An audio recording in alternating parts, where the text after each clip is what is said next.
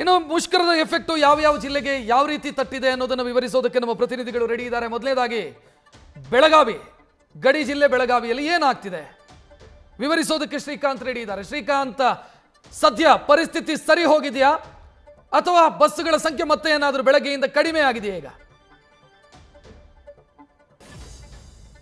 ನೋಡಿ ರಕ್ಷತ್, ಬೆಳಗಿನ ಜಾವ ನಾವು 8 ಗಂಟೆ ಸುಮಾರಿಗೆ ಹೋಲಿಕೆ ಮಾಡಿದರೆ ಮಧ್ಯಾಹ್ನದ ವೇಳೆಗೆ ಸಂಪೂರ್ಣವಾಗಿ ಏನಂತಂದರೆ ಬಸ್ ಸಂಚಾರ ಬಂದ್ ಆಗ್ತಾ ಇದೆ. ಯಾಕಂತಂದರೆ 30% ಬಸ್ಗಳ ಓಡಾಟ ಬೆಳಗಿನ ಜಾವ ನಡೀತಾ ಇತ್ತು. ಅದರ ಜೊತೆಗೆ ಬೇರೆ ಬೇರೆ ಭಾಗಗಳಿಂದ ಏನಂತಂದರೆ ಈ ಚಾಲಕರನ್ನು ಬಳಸಿ, ಅಂದರೆ ಇಲಾಖೆಯಲ್ಲಿರ್ತಕ್ಕಂಥ ಬೇರೆ ಬೇರೆ ಚಾಲಕರು ಮತ್ತು ಪರ್ಯಾಯ ವ್ಯವಸ್ಥೆಗಳನ್ನು ಮಾಡಿಕೊಂಡು ಏನಂತಂದರೆ ವಾಹನಗಳನ್ನು ಓಡಾಡಿಸಲಾಗ್ತಾ ಇತ್ತು. ಆದರೆ ಈಗ ಸೆಕೆಂಡ್ ಶಿಫ್ಟ್ ಏನು ನಡೀತಾ ಇದೆ, ಈಗ ಸೆಕೆಂಡ್ ಶಿಫ್ಟ್ ಏನು ಸಿಬ್ಬಂದಿಗಳು ಬಂದಿದ್ದಾರೆ. ಎಲ್ಲರೂ ಸಹ ಏನಂತಂದರೆ ಬೈಕೌಟನ್ನು ಮಾಡಿದ್ದಾರೆ. ಯಾರೂ ಸಹ ಏನಂತಂದರೆ ಕೆಲಸಕ್ಕೆ ಹಾಜರಾಗ್ತಾ ಇಲ್ಲ. ಹಾಗಾಗಿ ಸಹಜವಾಗಿ ಏನಂತಂದರೆ ಬೆರಳೆಣಿಕೆಯಷ್ಟು ಮಾತ್ರ ವಾಹನಗಳು ಓಡಾಡ್ತಾ ಇದೆ. ಉಳಿದಂತೆ ಏನಂತಂದರೆ ವಾಹನ ಸಂಚಾರ ಸಂಪೂರ್ಣವಾಗಿ ಬಂದ್ ಆಗಿರುವಂಥದ್ದು. ಇದ್ರ ಜೊತೆಗೆ ಏನಂತಂದರೆ ನೋಡ್ಬೋದು, ದೃಶ್ಯದಲ್ಲೂ ನಾನು ನಿಮ್ಗೆ ತೋರಿಸ್ತಾ ಹೋಗ್ತೀನಿ. ಭಾಳಷ್ಟು ಜನ ಏನು ಬೆಳಗಿನ ಜಾವ ಒಂದಿಷ್ಟು 30% ವಾಹನಗಳ ಓಡಾಟ ನಡೀತಾ ಇತ್ತು. ಆ ಹಿನ್ನೆಲೆಯಲ್ಲಿ ಇನ್ನೇನು ಪ್ರಾರಂಭ ಆಗ್ಬೋದು ಅಂಥೇಳಿ ಭಾಳಷ್ಟು ಏನಂತಂದರೆ ಪ್ರಯಾಣಿಕರು ಬೆಳಗಾವಿಯ ಕೇಂದ್ರ ಬಸ್ ನಿಲ್ದಾಣಕ್ಕೆ ಬಂದಿದ್ದರು. ಅದ್ರ ಜೊತೆಗೆ ಭಾಳಷ್ಟು ಏನಂತಂದರೆ ಇಲ್ಲಿರ್ತಕ್ಕಂಥ ವಿದ್ಯಾರ್ಥಿಗಳು ಏನು ಬೆಳಗಿನ ಜಾವ ಬಂದಿದ್ದರು, ಅವರು ವಾಪಸ್ ಹೋಗಬೇಕಾಗಿತ್ತು. ಆದರೆ ಮಧ್ಯಾಹ್ನದ ನಂತರ ಸಂಪೂರ್ಣವಾಗಿ ವಾಹನ ಸಂಚಾರ ಬಂದ್ ಆಗಿರೋದ್ರಿಂದ ಸಹಜವಾಗಿ ಏನಂತಂದರೆ ಪ್ರಯಾಣಿಕರು ಈಗ ಪರದಾಡ್ತಾ ಇದ್ದಾರೆ. ಅಮ್ಮವರ, ಎಲ್ಲಿ ಹೊಂಟಿದ್ದೀರಿ?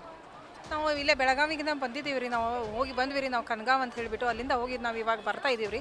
ನೋಡ್ತಾ ಇದ್ದೀವಿ ರೀ, ಸಾಕಷ್ಟು ಜನ ನಮ್ಮಂತೆ ಎಲ್ಲ ಪ್ರಯಾಣಿಕರು ಕೂಡ ತುಂಬ ತೊಂದರೆಗೆ ಒಳಗಾಗಿದ್ದಾರೆ, ಇಲ್ಲ ಅಂತ ಅಲ್ಲ.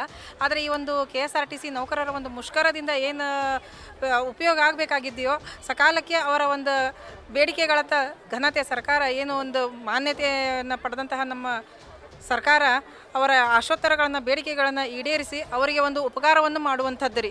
ನಿಜವಾಗಿಯೂ ಅವರ ಸೇವೆಯನ್ನು ನಾವು ಪ್ರಾಮಾಣಿಕವಾಗಿ ಪಡಿತೀವಿ ರೀ. ಫ್ರೀಯಾಗಿ ನಾವು ಬಸ್ನಲ್ಲಿ ಎಲ್ಲ ಮಹಿಳೆಯರು ಓಡಾಡ್ತೀವಿ, ಅದು ಅಷ್ಟೊಂದು ಫಲಪ್ರದ ಅಂತ ನನ್ನ ಅನಿಸಿಕೆ ಅಲ್ಲ. ಆದರೆ ದಿನನಿತ್ಯವೂ ಕೂಡ ಅವರು ತಮ್ಮ ಜೀವನದ ಒಂದು ಭಾಗವಾಗಿ ತಮ್ಮ ಕಾಯಕವನ್ನು ಏನು ಮಾಡ್ತಿದ್ದಾರಲ್ಲ ಚಾಲಕರು ಹಾಗೂ ನಿರ್ವಾಹಕರು, ಅವರಿಗೆ ನಿಜವಾಗಿಯೂ ಒಂದು ಅರ್ಥಪೂರ್ಣವಾಗಿ ಅವರ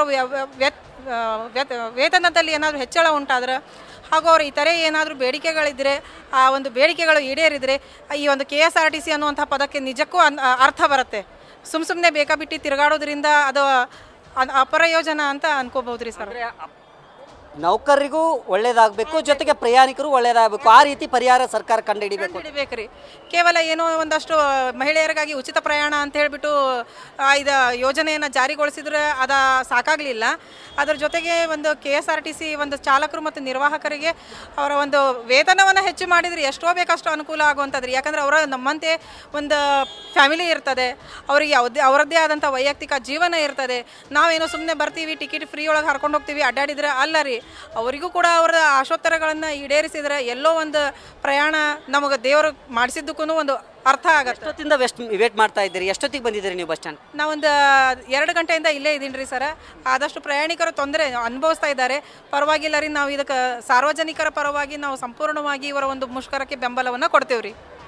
ರಕ್ಷತ್, ಪ್ರಮುಖವಾಗಿ ಇಲ್ಲಿರ್ತಕ್ಕಂಥ ಏನು ಪ್ರಯಾಣಿಕರು ಹೇಳುವಂಥದ್ದು ಏನಂತಂದರೆ ನೌಕರರ ಸಮಸ್ಯೆ ಏನಿದೆ ಅದನ್ನು ಸಹ ಪರಿಹರಿಸಿ. ಯಾಕಂತಂದರೆ ನಾವು ಉಚಿತವಾಗಿ ಪ್ರಯಾಣವನ್ನು ಮಾಡ್ತಾ ಇದ್ದೀವಿ, ಅವರು ಭಾಳಷ್ಟು ಕಷ್ಟವನ್ನು ಪಡ್ತಾ ಇದ್ದಾರೆ. ಹಾಗಾಗಿ ಅವರ ಸಮಸ್ಯೆ ಏನಿದೆ ಬಗೆಹರಿಸಿ, ಜೊತೆಗೆ ಏನಂತಂದರೆ ಬೇಗ ಈ ಬಸ್ ಸಂಚಾರವನ್ನು ಆರಂಭ ಮಾಡಬೇಕು ಅನ್ನೋದು ಒತ್ತಾಯವನ್ನು ಮಾಡ್ತಾ ಇದ್ದಾರೆ. ಹಾಗಾಗಿ ಸಹಜವಾಗಿ ನಾನು ಇನ್ನಷ್ಟು ಏನಂತಂದರೆ ತೋರಿಸ್ತಾ ಹೋಗ್ತೀನಿ.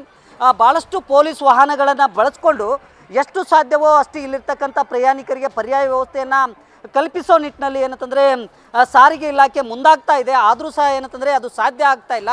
ಹಾಗಾಗಿ ಸಹಜವಾಗಿ ಏನಂತಂದರೆ ಇಲ್ಲಿರ್ತಕ್ಕಂಥ ಏನು ಬೆಳಗಿನ ಜಾವ ಏನು ಇಲ್ಲಿ ದೃಶ್ಯ ಕಾಣಸಿಗ್ತಾ ಇತ್ತು, ಭಾಳಷ್ಟು ವಾಹನಗಳು ಓಡಾಡ್ತಾ ಇದ್ವು. ಆದರೆ ಈ ಮಧ್ಯಾಹ್ನದ ವೇಳೆಗೆ ಸಂಪೂರ್ಣವಾಗಿ ಏನಂತಂದರೆ ವಾಹನಗಳ ಸಂಚಾರ ನಿಂತು ಹೋಗಿದೆ. ಹಾಗಾಗಿ ಸಹಜವಾಗಿ ಏನಂತಂದರೆ ಇಲ್ಲಿರ್ತಕ್ಕಂಥ ಪ್ರಯಾಣಿಕರು ಸಹ ಪರದಾಡ್ತಕ್ಕಂಥ ದೃಶ್ಯಗಳು ಇಲ್ಲಿ ಕಂಡು ಬರ್ತಾ ಇರುವಂಥದ್ದು. ರಕ್ಷತ್, ಥ್ಯಾಂಕ್ ಯು ಶ್ರೀಕಾಂತ್ ಮಾಹಿತಿಗೆ. ನ್ಯೂಸ್ ಫಸ್ಟ್ ನಿರ್ಭೀತಿಯಿಂದ ನಿಮ್ಮ ಪರವಾಗಿ.